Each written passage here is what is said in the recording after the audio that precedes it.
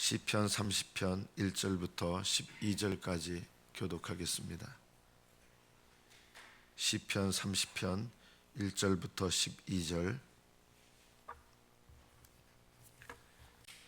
1절부터 교독하겠습니다.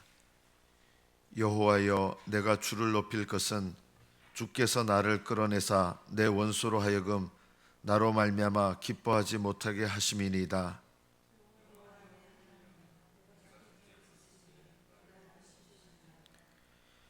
여호와여, 주께서 내 영혼을 수월에서 끌어내어 나를 살리사 무덤으로 내려가지 아니하게 하셨나이다.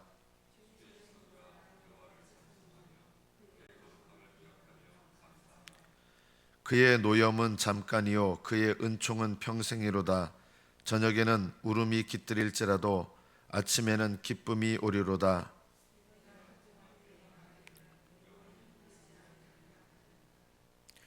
여호와여, 주의 은혜로 나를 산같이 굳게 세우셨더니 주의 얼굴을 가리심에 내가 근심하였나이다. 내가 무덤에 내려갈 때 나의 피가 무슨 유익이 있으리요? 진토가 어떻게 주를 찬송하며 주의 진리를 선포하리이까?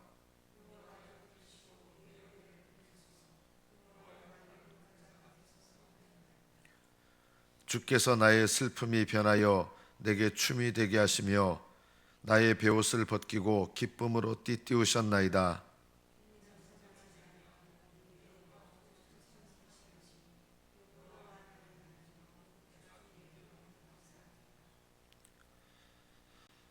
여기까지 파트를 읽겠습니다.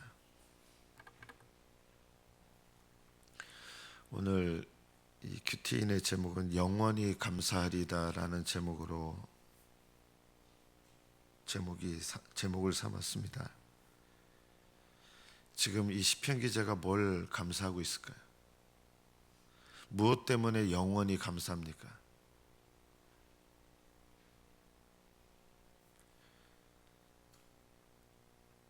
시편 기자가 하나님께 감사하고 있는 것은 크게 두 가지입니다. 끌어내셔서 감사합니다라는 거예요. 끌어내셔서 감사합니다. 어디에서 끌어내셨는가? 첫째는 주께서 나를 끌어내서 내 원수로 하여금 나로 말미암아 기뻐하지 못하게 하심이니이다. 나를 싫어하는 원수 입장에서 봤을 때 내가 망해야 될 인생인데 하나님께서 그게 원래 마땅해. 내가 생각해도 마땅한데 거기서 하나님이 이끌어내셔서 원수로 하여금 기뻐하지 못하게 하셨다. 두 번째, 똑같은 이야기인데 그럼 어떤 일에서 끌어내셨느냐? 징계를 통하여 나를 끌어내신 거예요. 어디서 끌어내셨어요? 수월에서. 수월은 믿지 않는 사람들이 가는 임시적인 지옥입니다. 믿지 않는 사람들은 죽으면 엄밀히 말하면 수월, 음부에 갑니다. 믿는 사람들은 낙원으로 갑니다. 낙원도 천국은 천국인데 완전한 의미에서의 천국은 아니에요. 왜냐하면 우리가 완전해지지 않았기 때문에 몸이 부활해야 천국에 완전히 들어가는 거예요.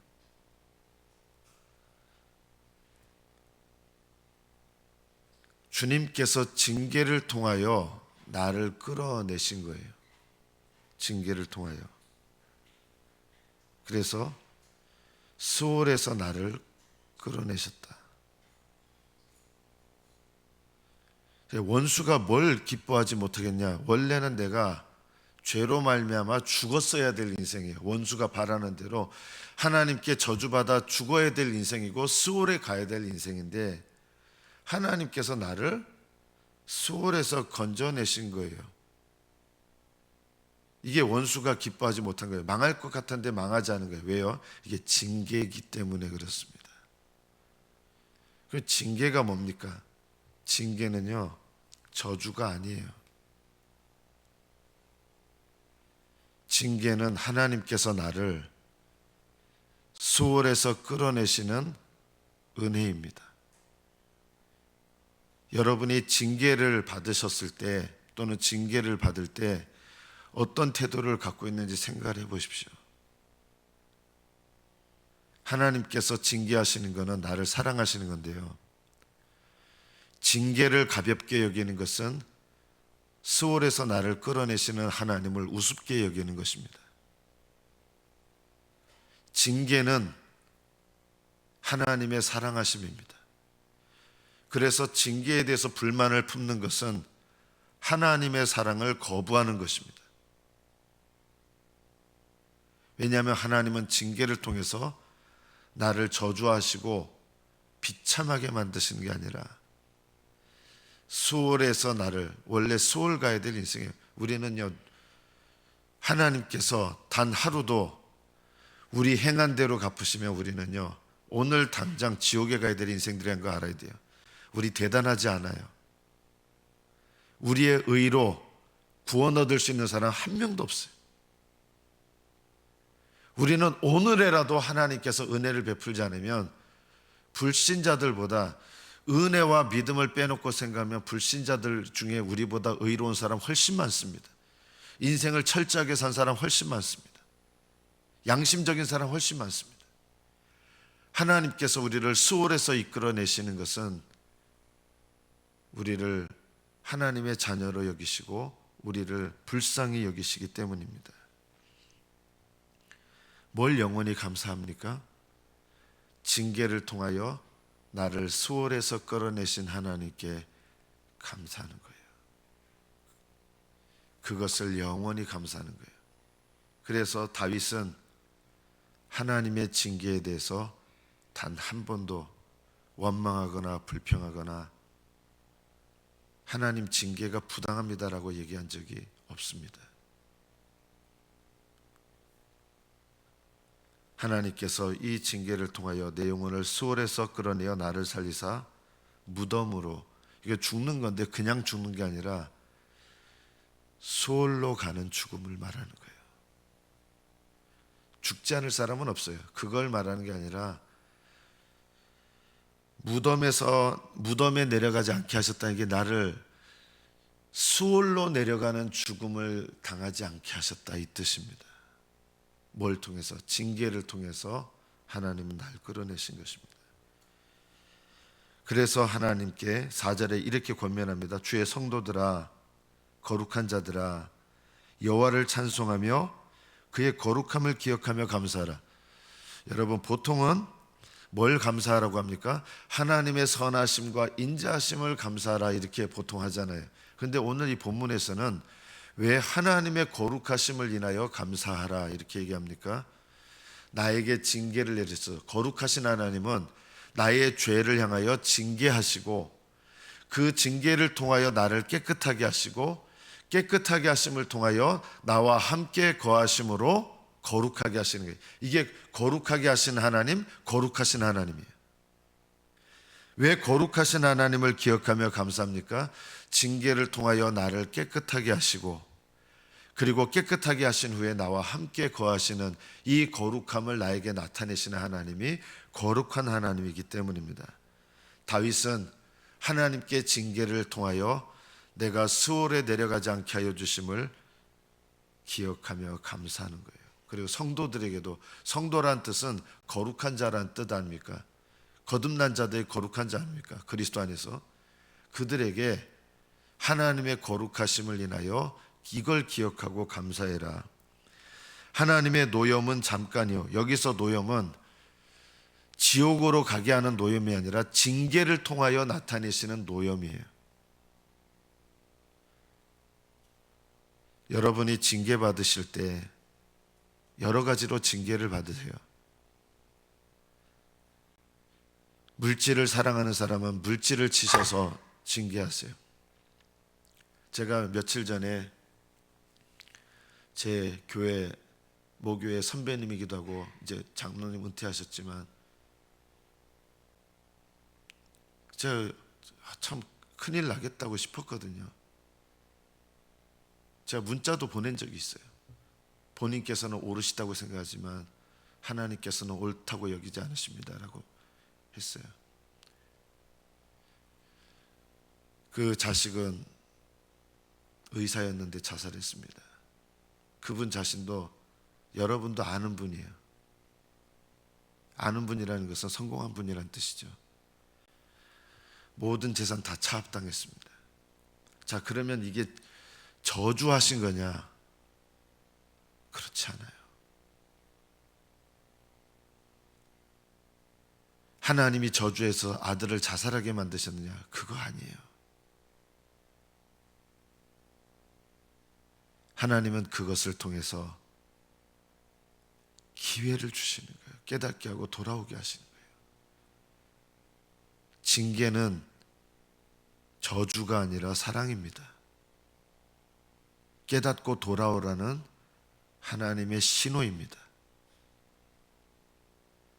저주받았다고 다른 사람들이 그런 어려움을 겪을 때 여러분은 어떤 마음을 혹시 품습니까? 그 꼴 좋다. 하나님 앞에서 까불더니 그렇게 됐구나. 이거는요, 결코 올바른 마음이 아니에요. 어떤 마음을 품어야 됩니까? 하나님께서 어떤 큰 일을 주셔도 그건 징계예요. 사랑하시는 자에게는. 징계는 회개하고 돌아오라고 하는 하나님의 신호예요. 징계는 하나님의 사랑의 표시예요. 그 영혼을 음부로 가지 않도록, 스올로 내려가지 않도록 깨닫게 하시고 기회를 주시는 거예요. 그래서 그 은혜와 기회를 붙잡으면 그 사람은 징계를 받는 사람이에요. 근데 그 징계의 과정 속에서 하나님의 은혜의 손길을 또 뿌리치잖아요. 그럼 어떻게 되느냐? 결국은 그 영혼은 음부로 가죠. 음부로 가면 그게 뭐가 되는 거예요?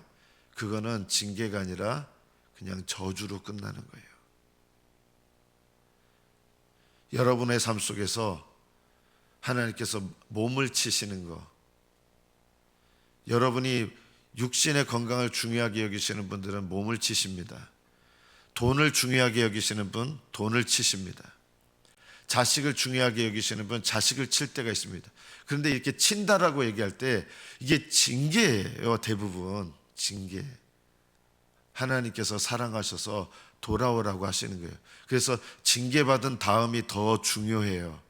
징계의 사건이 일어났을 때 어떻게 해야 됩니까? 그 마음을 겸손하게 낮추셔야 돼요. 그렇지 않으면 어떤 일이랍니까? 더 큰 징계가 임합니다. 그것도 사랑이에요. 하나님께서 처음에는요, 경고하시는 게 있어요. 그 경고를 듣지 않으면 깨달으라고 더 큰 징계를 주시고요. 더 큰 징계를 주셨는데도 깨닫지 않으면 정말 깨달을 수밖에 없는 고통스러운 징계를 주십니다. 그래도 깨닫지 못하면 하나님은 어떻게 하시느냐? 내버려 두시기 시작합니다. 내버려 두시면요, 그건 저주가 되는 거예요. 하나님께서 사랑하시기 때문에 징계를 주실 때 그 징계를 깨닫고 돌아와야 됩니다. 다윗은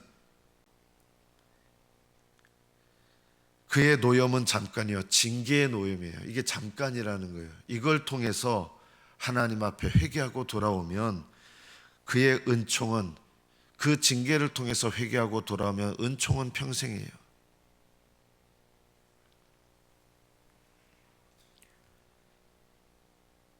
제가 우리 교회에서 치리한 것 중에 단 한 가지도 하나님의 뜻과 상관없이 치리한 거 없습니다. 치리 받으신 분들 철저하게 겸손하셔야 돼요. 평생 겸손하셔야 돼요. 사랑하셔서 그러는 거예요. 사랑하지 않으면 내버려 두세요. 그러나 사랑하신다 그러면 하나님 앞에 철저하게 마음을 낮추셔야 된다. 왜냐하면 그의 노염은 잠깐이고 그의 은총은 평생이기 때문입니다. 저녁에는 울음이 깃들일지라도 회개하는 애통함이죠. 그러나 아침에는 그 회개를 통하여 기쁨이 오게 될 것입니다. 우리는 하나님께 언제 징계를 받게 됩니까? 6절에 보면 다윗이 이렇게 고백합니다. 내가 형통할 때 말하기를. 이 형통은 하나님이 나를 복주셔서 잘 된 거예요. 그러면 어떻게 되느냐? 하나님이 나를 복주셔서 잘 돼가지고 형통한데 왜 이게 징계의 원인이 됩니까? 그 다음 내용에 나와 있습니다. 내가 형통할 때 말하기를 영원히 흔들리지 아니라. 이게 교만이에요. 하나님께서 형통함을 주셨는데 형통함 때문에 다윗이 교만해졌어요. 나는 이렇게 복 받아가지고 나는 영원히 흔들리지 아니하리라. 이게 징계의 원인이 된 거예요. 은혜 받았는데 이게 징계의 원인이 됐어요. 영원히 흔들리지 아니하리라. 이게 교만한 마음이에요. 이게 믿음이 아니라, 믿음의 확신이 아니라 이게 교만한 마음이에요. 나는 아주 그냥 들떠가지고 다윗이 나는 영원히 흔들리지 않을 거야, 이렇게 하나님께 은혜 받아가지고. 이럴 때가 사람이 위험할 때예요.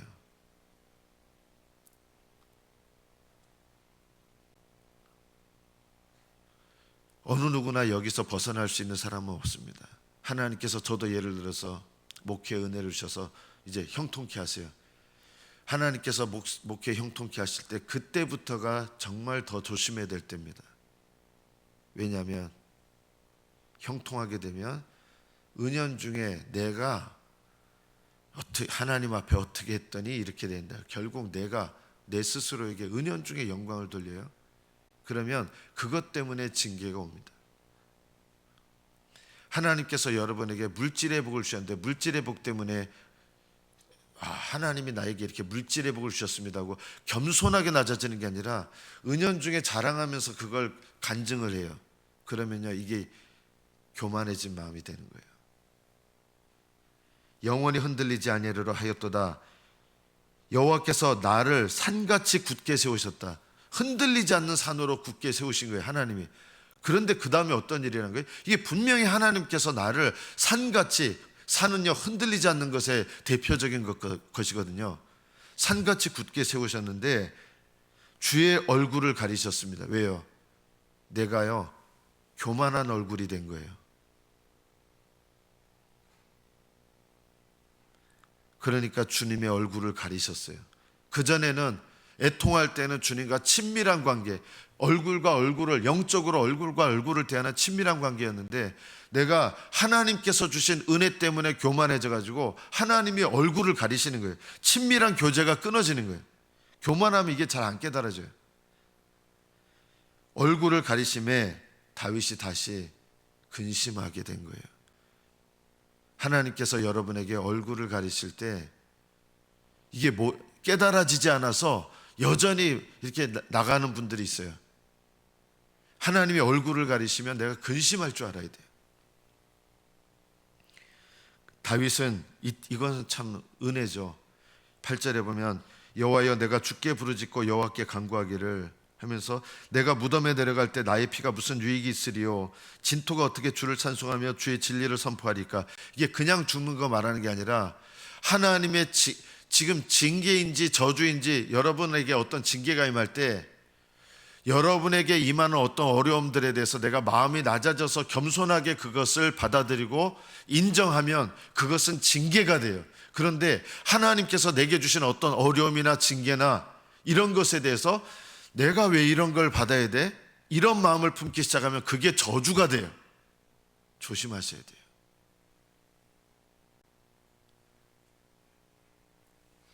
똑같은 일이 저주가 될 수 있고 징계가 될 수 있는데 저주는요 하나님의 진노에서 나오는 것이고 징계는 하나님의 사랑에서 나오는 거예요. 저주하고 진노가 어떻게 구별이 되느냐? 내가 하나님께서 깨닫게 하실 때 다윗처럼 하나님 진토처럼 낮아진 거예요. 진토가 어떻게 주를 찬송하겠습니까? 진토같이 낮아진 상태에서 하나님 내가 다시금 하나님 앞에 교만하여 죄를 범하였사오니 하나님 이 진토 같은 나를 불쌍히 여겨 주시옵소서, 이렇게 기도해야 되는 거예요. 무덤에 내려갈 때, 여기 무덤에 내려간다는 건 음부로 내려가는 죽음이에요. 죽을 지경이 된 거예요 지금. 그런데 이런 가운데서 하나님 내가 음부로 내려가는 죽음이 되지 않도록 하나님 나를 다시 살리셔서 음부에 내려가는 죽음으로부터 나를 건지셔서 하나님 다시금 나를 살려주세요, 불쌍히 여겨주세요, 이렇게 기도하는 거예요. 여러분 이것이 바로 은혜를 새롭게 회복하는 영적 비결입니다. 하나님 저는 진토와 같습니다. 저에게 은혜를 베풀어 주세요. 징계를 받을 때 낮아지십시오. 이것이 너무 중요한 태도입니다. 이런 사람에게 어떤 일이 일어납니까? 11절, 주께서 나의 슬픔이 변하여 춤이 되게 하시고. 하나님의 징계를 겸손히 받아서 이 슬픔, 징계 속에서 슬퍼하는 거예요. 애통하면서 이 슬픔이 변하여 기쁨의 춤이 되게 하신다. 회복시키시고 친밀한 관계를 회복시키시고 은혜를 회복시키시는 거예요. 슬픔이 변하여 춤이 되게 하시고 나의 베옷을 벗기고. 베옷이 뭐예요? 회개의 상징이죠. 징계를 받은 이후에 여러분은 어떤 옷을 입고 있습니까? 교만의 옷을 입습니까? 베옷을 입습니까? 나의 베옷을 벗기시고 기쁨으로 내게 띠띠우셨습니다. 하나님이 내게 기쁨을 주시는 거예요. 여러분에게 기쁨과 감사와 찬양이 끊어지는 이유는요, 하나님께서 징계를 주실 때 낮아지지 않기 때문입니다. 그러면 기쁨과 감사와 찬양이 회복되지 않아요. 왜 내게 기쁨이 없는가? 왜 내게 찬양이 없고 왜 내게 하나님께 성령으로 말미암아 감사가 없느냐? 징계를 받을 때 슬픔과 베옷으로 반응하는 것이 아니라 내가 왜 이런 징계 받아야 돼? 나에게 내려진 이 징계가 부당해. 내가 얼마나 잘못했길래 이런 징계를 받아야 돼? 내가 남들보다 못한 게 뭐가 있기 때문에 이런 징계야? 이것은 하나님의 징계를 거절하는 것입니다. 그러면 징계가 저주로 바뀔 수 있습니다. 하나님의 징계는 사랑으로부터 온 것입니다. 그 징계를 받을 때 하나님 앞에 깊이 낮아지셔서 죄를 슬퍼하시고 베옷을 입으십시오. 그러면 슬픔이 변하여 춤이 되게 하시고 베옷을 벗기고 기쁨으로 띠띠우십니다. 그래서 이 징계를 통하여 하나님과의 친밀한 관계가 회복된 다윗이 하나님, 저에게 베푸신 징계를 인하여 감사합니다. 왜냐하면 이 징계를 통하여 하나님께서 저를 음부에서 끌어내시고 제가 저의 방향이 음부로 내려가는 죽음의 방향이 안 되게 하신 거예요. 원수는 그걸 바랬어요. 하나님께 저주받아 죽기를 바랬어요. 여러분 주변의 형제들이 하나님께서 엄청나게 징계하실 수 있어요. 가족들을 데려가는 징계를 하실 수 있어요. 그럴 때 여러분은 어떤 생각이 듭니까? 하나님 앞에 저거 까불더니 얻어맞았다 저거. 그런 마음을 드시는 자체가 여러분의 마음이 하나님의 은혜를 잘 모르고 있다는 뜻입니다. 여러분, 욥은 하나님께서 어떻게 훈련하셨어요?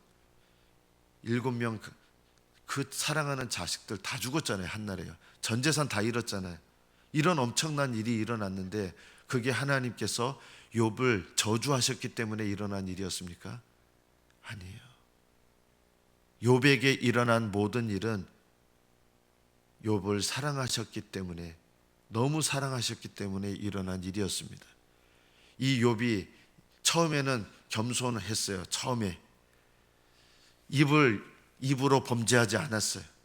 그런데 친구들이 와가지고 막 뭐라 했어요. 여러분에게도 이런 일이 일어날 수 있어요.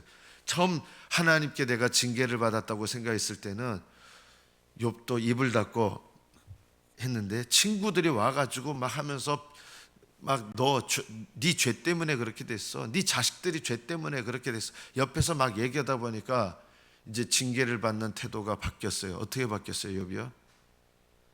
하나님이 잘못했어. 하나님이 나한테 이럴 수 없어. 내가 왜 이렇게 된 거예요?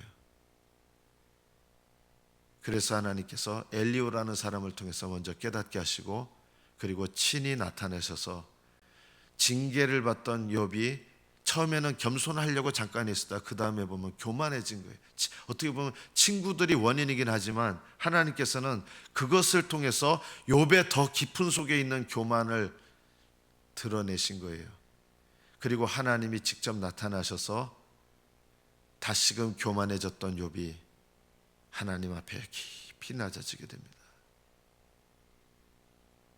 그리고 그 다음에 일어난 일이 뭡니까? 하나님은 욥을 회복시키시고 자녀들을 주시고 재산도 회복시키시고 영광스럽게 하셨습니다. 다윗에게도 비슷한 일이 일어난 거예요. 이 징계를 통하여 잠잠하지 아니하고 내 영광으로 주를 찬송하게 하십니다. 이게 교만한 말이 아니라 이제는 겸손하게 낮아져서 겸손한 가운데서 다시, 그전에는 하나님이 세우시니까 교만해졌는데 교만한 마음으로 내 영광을 떠벌렸는데 이제는 나를 회복시켜 주신 주님의 이름을 찬송하는 겸손한 마음으로 내 영광을 회복시키신 주님 하면서 겸손함 가운데서 주님을 찬송하게 하셨다는 것입니다. 이것을 깨달으면서 다윗이 여호와 나의 하나님이여 내가 당신께 영원히 감사하리다. 징계를 통하여 나를 낮추시고 그래서 나를 회복시키신 하나님, 이런 하나님의 은혜가 얼마나 깊고 감사한지 영원히 주께 감사하겠습니다. 참된 회개의 결과는 순종이고 내적으로는 겸손입니다.